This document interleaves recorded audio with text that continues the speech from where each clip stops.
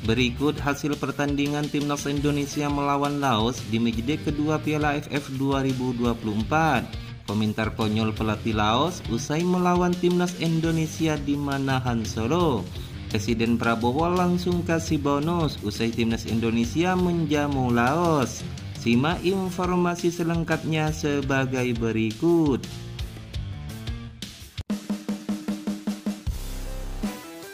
Pertandingan antara timnas Indonesia melawan Laos berjalan dengan tempo cepat.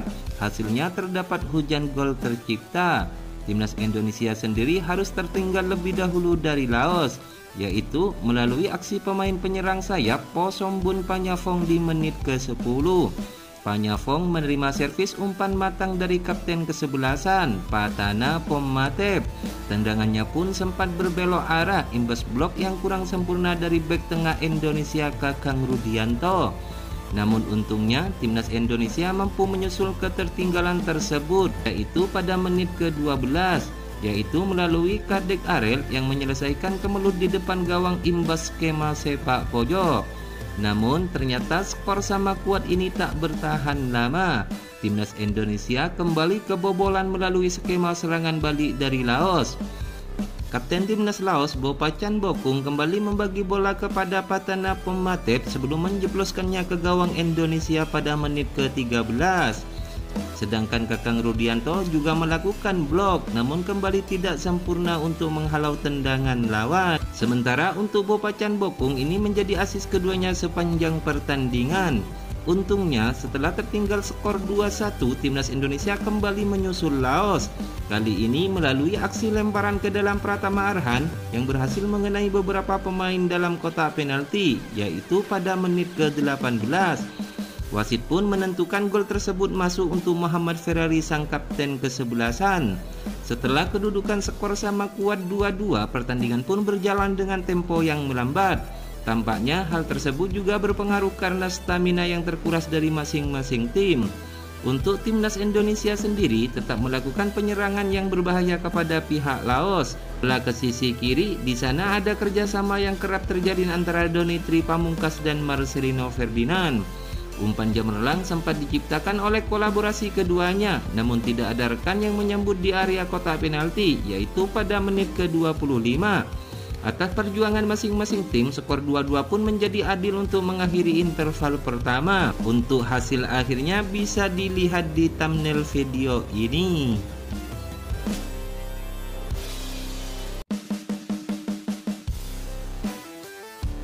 Pelatih Laos Ha Hyuk Jun secara terbuka mengakui bahwa timnas Indonesia adalah lawan yang sangat tangguh.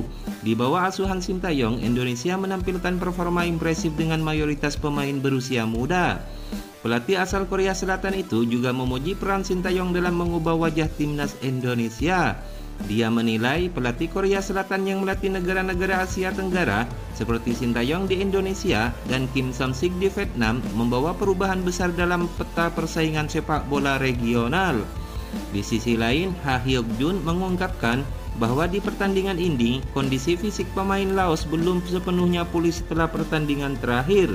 Perjalanan panjang selama 15 jam ke Solo menjadi tantangan tersendiri bagi anggotanya. Salah satu kekuatan dari timnas Indonesia yang mereka perhatikan dengan serius adalah kemampuan Pratama Arhan dalam melakukan lemparan ke dalam. Hal ini terbukti dari gol yang berhasil dicetak Indonesia ke gawang Myanmar pada pertandingan pertama. Pratama Arhan yang bermain sebagai bek kiri untuk timnas Indonesia memiliki kemampuan unik. Dia dianugerahi kemampuan untuk melakukan lemparan ke dalam dengan jarak yang panjang dan presisi yang baik. Menurut pelatih Laos, Ha Hyuk Jun, lemparan ke dalam yang sering dilakukan oleh Pratama Arhan menjadi salah satu strategi mematikan timnas Indonesia. Ia mengingatkan para pemainnya agar tidak menganggap remeh strategi tersebut. Walaupun demikian, dia menegaskan bahwa timnya tak gentar dan siap untuk bertarung menghadapi Pratama Arhan dan kawan-kawan. Di sisi lain, Ha Hyuk Jun mengungkapkan bahwa dia memperoleh banyak pelajaran dari timnas Indonesia di bawah bimbingan Sintayong. Sebagai pelatih baru, Ha Hyuk Jun berupaya untuk mengadopsi beberapa unsur yang menurutnya berhasil diterapkan oleh timnas Indonesia dalam pertandingan mereka. Pengalaman ini memberikan wawasan yang sangat berharga bagi Ha Hyuk Jun dalam perjalanan karirnya sebagai pelatih.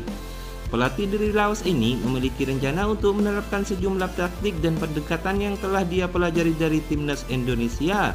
Tujuannya adalah untuk mempersiapkan timnya menghadapi pertandingan penting di Piala AFF 2024. Dengan mengadopsi strategi yang telah terbukti efektif, pelatih Laos berharap dapat meningkatkan performa timnya dan meraih hasil memuaskan dalam turnamen tersebut. Melalui pendekatan ini, Ha Hyuk Jun berusaha membawa timnya ke tingkat yang lebih tinggi dalam kompetisi sepak bola Asia Tenggara.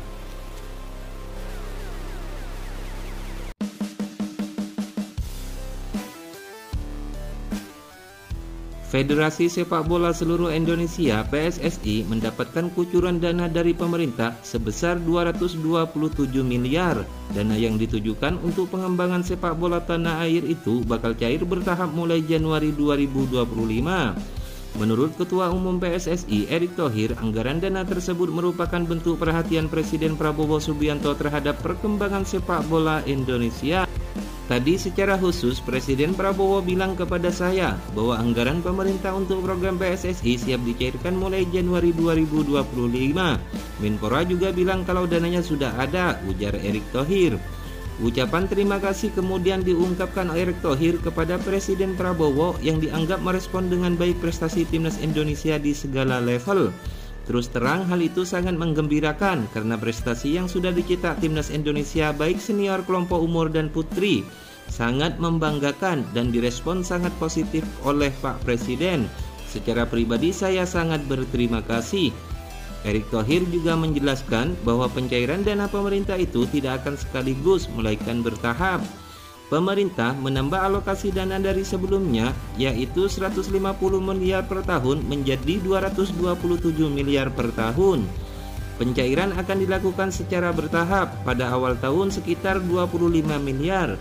Meski semua program PSSI tidak tergantung pada pemerintah, peningkatan anggaran yang disampaikan Presiden Prabowo itu sangat membantu, sekaligus membuktikan pencapaian prestasi sepak bola kita mendapatkan apresiasi dari pemerintah, kata Erick Thohir. Diketahui bahwa untuk pembiayaan seluruh program PSSI dari seluruh kelompok usia, PSSI membutuhkan dana antara 500 sampai 600 miliar. Selain bersumber dari dana dukungan pemerintah, PSSI juga telah menjalin kemitraan dengan 25 partner dari sektor swasta yang kini menjadi mitra. Dari sektor swasta tersebut bahkan sudah terkumpul dana sekitar 400 miliar. Dengan siap cairnya anggaran pemerintah dan sudah ada dukungan swasta, maka Januari 2025 kami sudah menjalankan program-program baru untuk peningkatan prestasi di Timnas Indonesia. Mulai dari TC pemusatan latihan jangka panjang Timnas Putri Indonesia agar mereka siap jika ada event AFF Putri Asian Championship yang diikuti Thailand dan Vietnam. Persiapan Timnas Indonesia U17 dan U20 yang akan berlaga di Piala Asia tahun depan, kata Erick Thohir. Jadi harapannya untuk Timnas Indonesia dengan dana-dana ini bisa berkembang lebih pesat dan lebih maju di skala internasional.